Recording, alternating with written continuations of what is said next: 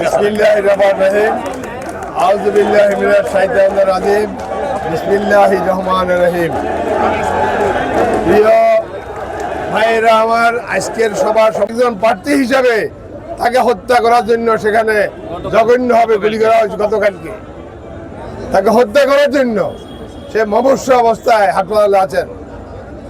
এর একমাত্র উদ্দেশ্য হচ্ছে এইভাবে প্রার্থী হত্যার মধ্য দিয়েই যাতে করে বাংলাদেশের নির্বাচন না হয়, আবেগ সাবেক স্বৈরাচার ফিরে আসে, তার জন্য হচ্ছে তাদের এই ইচ্ছা এবং এই দুঃস।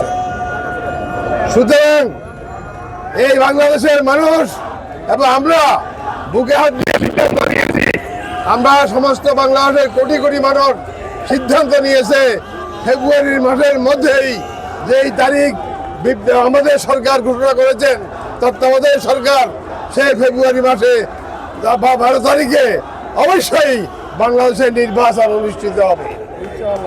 আপনারা সবাই কেন্দ্রে যাবেন, আপনারা সবাই কেন্দ্রে যাবেন। আমাদের মা হচ্ছে ওসমান হাদি আজকের মৃত্যুসজ্জায়। আমরা আজকের এই বিক্ষোভ সমাবেশ থেকে সবাইকে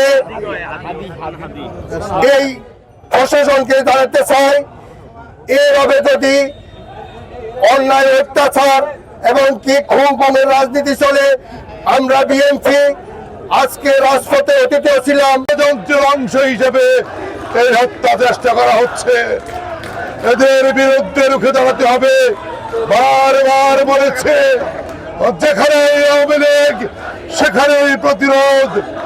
এই অবিদুষ্ট চক্র আজ এই ষড়যন্ত্রে লিপ্ত হয়েছে ৭১-এর পরাজিত শক্তি ষড়যন্ত্রে লিপ্ত হয়েছে।